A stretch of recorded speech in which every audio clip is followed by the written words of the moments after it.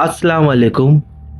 ये कहानी आपको आज गौर से सुननी पड़ेगी और अगर आप लोग उत्तर प्रदेश में रहते हो तो समझ लेना कि ये आप ही के लिए है।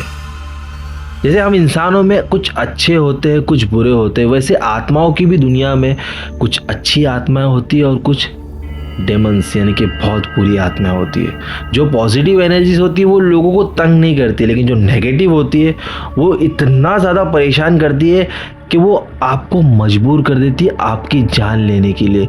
बहुत बार तो ऐसा होता है कि आप लोग ना चाहते हुए भी वो आपको अपने साथ अपनी दुनिया में लेके चले जाती है। तो ऐसे ही कुछ हुआ था उत्तर प्रदेश में रहने वाले रवि के साथ, जब वो अपने दोस्तों के साथ एक कब्रिस्तान में गया था। अब ऐसा उसके साथ आगे क्या हुआ वो सब कुछ मैं आपको यहाँ पर बताऊंगा, लेकिन उससे पहले अगर आप लोग मिस्टीरियस अरहान पर पहली बार है तो प्लीज़ इस चैनल को सब्सक्राइब करो, किस्सा अच्छा लगे तो लाइक करो और हाँ ज़्यादा से ज़्यादा शेयर करो। चलिए कहानी हमारे साथ शेयर की है उत्तर प्रदेश के हरदोई में रहने वाले मज़र भाई ने, जिन्होंने ईमेल के थ्रू हमें ये सारी चीज़ें बताई है। लेकिन हाँ, यहाँ पर मैं आपको एग्जैक्ट लोकेशन नहीं बताऊंगा क्योंकि उन्होंने मुझे मना किया था। कि सब कुछ शुरू हुआ था उत्तर प्रदेश के एक गाँव से, जहाँ पर बाबू नाम का एक आदमी रहा करता था, जिसकी उस वक्त एज कुछ 45 या 46 ईयर्स की थी।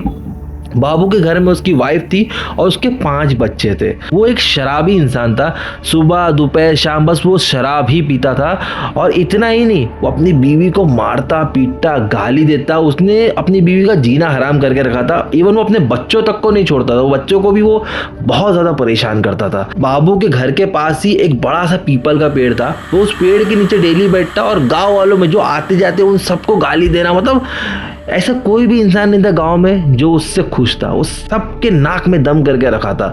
बहुत ही कह सकते हो एक साइकोपैथ आदमी था।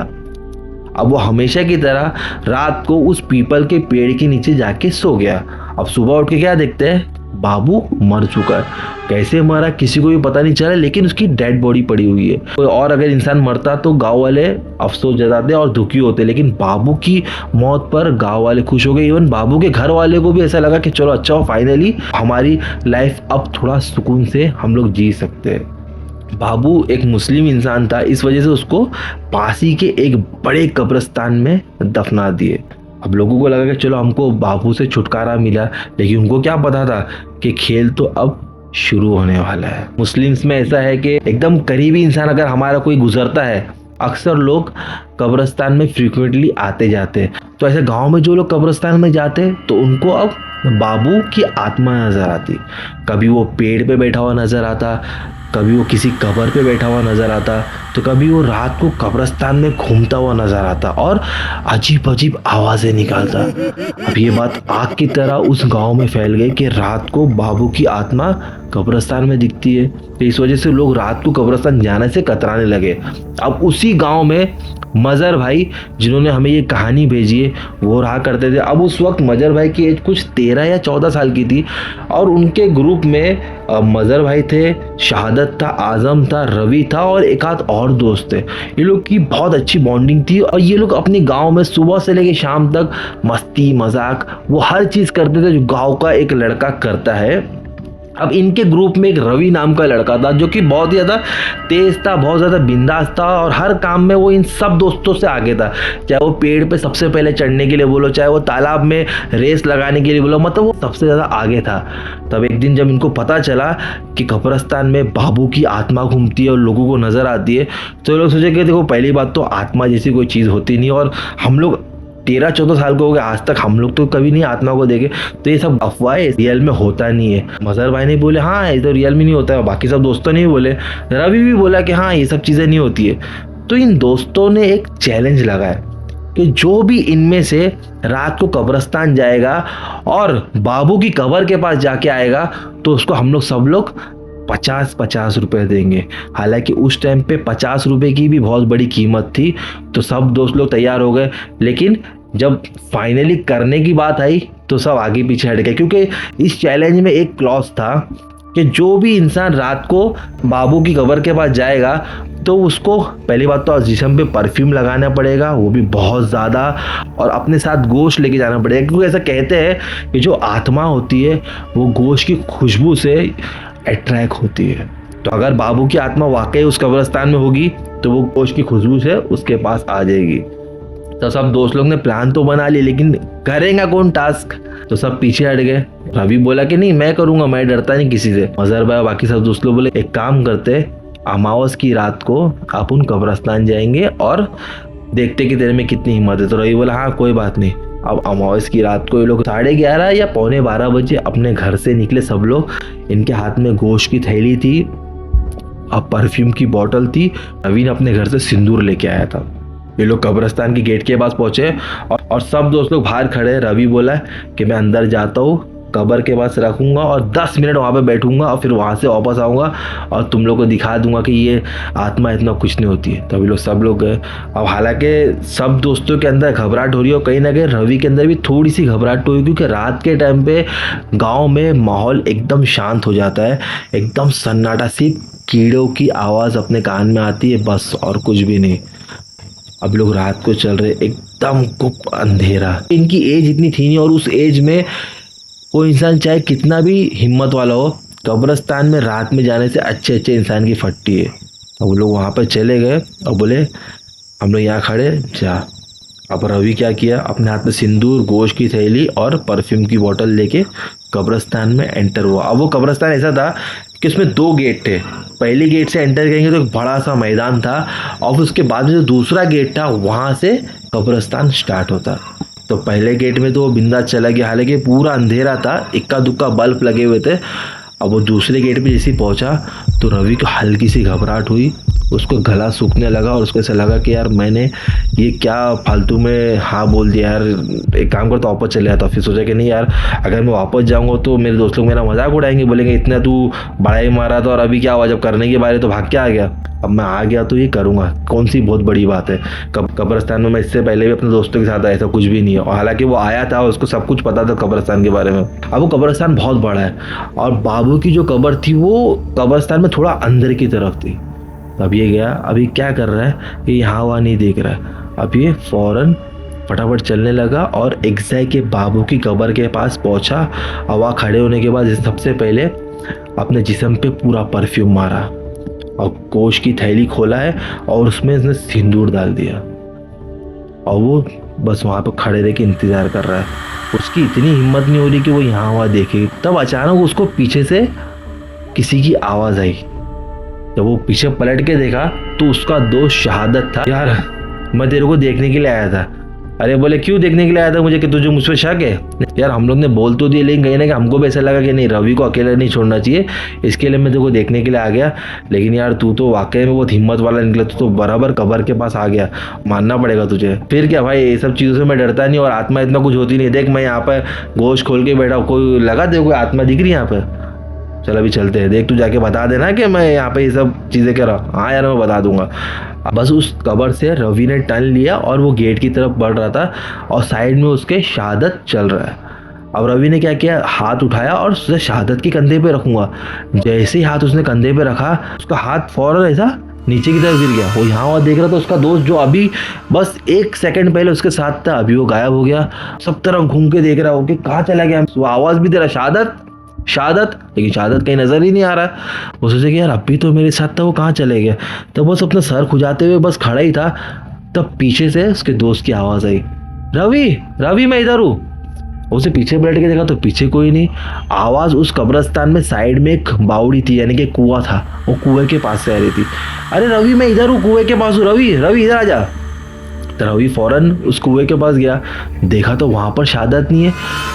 अब उसने देखा कि आवाज़ मुझे राइट साइड से आ रही है। अब राइट साइड पे देखता है तो शहादत एक कब्र के ऊपर पानी डाल रहा था। रवि बोला अरे यार इतनी रात को तो किसकी कब्र पे पानी डाल रहा है? मैं मेरी कब्र पे पानी डाल रहा हूँ। क्या बोला? मैं मेरी कब्र पे पानी डाल रहा हूँ। अरे यार क्या बोल क्या रहा है तू? अब ऐसा बोलकर रवि शहादत की तरफ बढ़ते गया। जब उसके पास ही बढ़ रहा था तब उसको ऐसा लगा कि पीछे से कोई उसके गुजरा है। और फौरन पीछे पलट के देखा तो पीछे कोई नहीं था। लेकिन अब जब वो सामने देखता है तो शहादत भी गायब। अब उसको घबराहट होने लगी कि यार ये क्या चल क्या रहा है। तो उसने बोला यार ये मेरे साथ तुम लोग मजाक कर रहे हो क्या? यार अब मुझे सही में डर लग रहा है। तुम लोग सच बोलो, तुम लोग इधर ही किधर छुपे हो ना, मेरे से मजाक कर रहे हो क्या? किसी की भी आवाज़ नहीं आ रही है। फौरन पलटा और वो गेट की तरफ अब फटाफट चलने लगा। तब उसको पीछे से आवाज आई, रवि। ये सुन के उसके कदम रुके। वो सोचा कि पीछे पलट के देखूं, लेकिन उसके जिस्म के पूरे रोंगटे खड़े हो गए और मानो जो आवाज थी, मानो कि कोई एग्जैक्ट उसके एकदम करीब में आके खड़ा हो गया और वो उसको ऐसा बुला रहा है, रवि। अब रवि ने एक पल रुका नहीं, वो तुरंत वहां से भागा, हाँफते हाँफते भागा, गेट के बाहर निकला और देखा तब के दोस्त लोग वहीं पे खड़े हुए थे। बोला कि यार अभी वहाँ पर मैंने शहादत को देखा। अरे यार अभी मैंने तेरे को वहाँ पर देखा, तू अभी मेरे साथ वहाँ पर था, फिर अचानक से तू वहाँ से गायब हो गया और अभी किसी की आवाज़ एकदम डरावनी आवाज़ आई, मानो कि एकदम मेरे कान के पास से वो आ रही थी। ऐसा बोल के वो हाँफने लगा। उसके दोस्तों बोले, अरे यार पहली बात तो हम लोग को एड़ा मत बना, तू ये एक्टिंग मत कर, जरा नॉर्मल हो जा। तू तो बोल रहा था वहाँ पे कुछ नहीं रहता है, हाँ तू तो बहुत बिंदास है, क्या डर गया बस इतना ही? अरे नहीं यार, मैंने वहाँ पर गया, गोश्त की थैली खोला, मैंने सिंदूर डाला, मैंने परफ्यूम लगाया, लेकिन यार वहाँ पर कुछ तो है। तो उसके दोस्तों उसको हंसी मजाक करने लगे, यार चलना अभी, डर गया, बोलना जैसे हुआ नहीं। बोले यार मैंने कर दिया, चल चल चल, ज़्यादा बोल, चल देख लिया हम लोग तेरी कितनी हिम्मत है। अब रवि सोच रहा है कि यार वो क्या हुआ था मेरे साथ, क्या चल रहा था। अब वो पीछे पलट के देखा तो उसको ऐसा लगा कि गेट के पास कोई एक आदमी खड़ा हुआ है। क्लियर नहीं दिख रहा था बट उसको एक लगा कि कोई आदमी खड़ा हुआ है। उसने अपने दोस्तों को बताया कि देख देख गेट के पास कोई खड़ा हुआ है, देख गेट के पास कोई खड़ा हुआ है। तो उसके दोस्त ने देखे तो बोले, अरे चलना अभी, हम लोगों का एड़ा बना रहा है, हाँ ऐसा बोल के उसको अपने साथ लेके चले गए। अब रवि पूरा पसीना पसीना हो गया। अब वो घर तक पहुंचे तक किसी भी दोस्त से बात ही नहीं कर रहा, बस वो यही सोच रहा है कि उसके साथ हुआ क्या। अब वो घर पहुंचा और उसके दोस्तों भी अपने घर पे चले गए। अब वो गर्मी का टाइम था और गर्मी के टाइम पे रवि और उसके पिताजी और उसका भाई छत पे सोते थे। तो ये फौरन छत पे भागा, देखा तो उसके पापा और उसका भाई सो रहे थे। वो उन दोनों के बीच में जाके लेट गया। अब उसको नींद नहीं आ रही है, चादर में खुद को डाल के वो कपकपा रहा है। अब उसके कान में ना उल्लू की आवाज आई। वो एक सेकंड के लिए एकदम डर गया और उसने चादर हल्की सी खोल के देखा तो एग्जैक्ट जहाँ पे वो सोया था उसके सामने एक उल्लू आके बैठा है और वो उसको ही देख रहा है। अब और डरने लगा कि यार उल्लू कहाँ से आ गया। अब उसने क्या किया, चादर हटाया, देखा तो उसके पापा और उसके भाई आजू बाजू में सोए। सोचा कि इनको बोलूँगा तो ये लोग परेशान हो जाएंगे, तो वो सोचा कि खुद उठ के उल्लू को भगा देता हूँ। वो उठा, बस वो उल्लू को भगा ही रहा था, वो क्या देखता है कि उनके घर के एकदम सामने वाले घर के छत पे वही आदमी जो उसको कब्रिस्तान में दिखा था। अब वो उसकी तरफ हाथ दिखा के इशारे कर रहा है।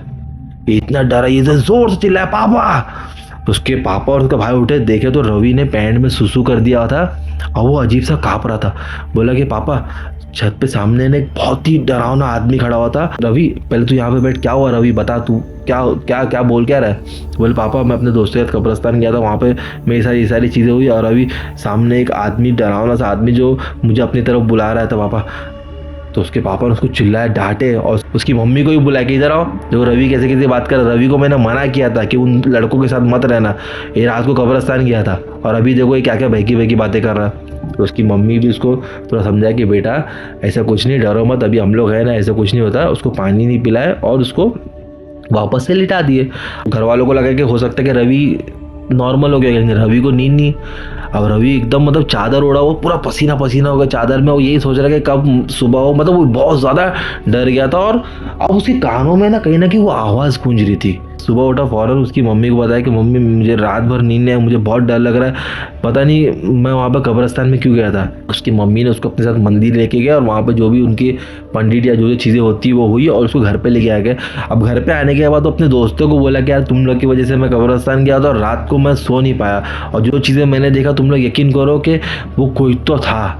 फिर दोस्त लोग उसका मजाक बढ़ा रहे, कोई भी उसकी बात को यकीन नहीं कर रहा है। कह रहा वो दिन किसी तरह से भी निकल गया। अब वो शाम को क्या करा, जैसे ही शाम हुई उसने खाना तो खाया, लेकिन अब उसने अपने घर वालों को बोला कि मैं छत पे नहीं सोऊंगा, मैं एक काम करता नीचे मम्मी के साथ सोऊंगा। तो उसके घर वाले बोले ठीक है, तू बेटा तुझे जहाँ सोना तू वहाँ सो। अब अपने मम्मी के कमरे में सो गया। कहने को तो वो नीचे सोया, लेकिन अभी भी उसके दिल में डर बैठ गया था। 14 साल का लड़का था, जो जोश में उसने चीज़ें कर लिया, लेकिन अब कहीं ना कहीं उसके जहन में वो सारी चीज़ें बैठ गई थी। अब आधी रात को उसकी आँख खुलती है, वो क्या देखता है कि खिड़की के बाहर कोई खड़ा है। वो जब गौर से देखा, बाबू था। उसकी हालत एकदम खराब हुआ, वो उसकी खिड़की के जाली से पकड़ के बैठा, वो उसको घूर के देख रहा है। एकदम जोर से चिल्लाया मम्मी। वो आवाज़ सुन के उसकी मम्मी भी उठ गई, उसके पापा उसके भाई सब आ गए और देखो तो एकदम पसीना पसीना, इसने पैंट में सुसु कर दिया, टॉयलेट सब कुछ कर दिया, एकदम काँप रहा था।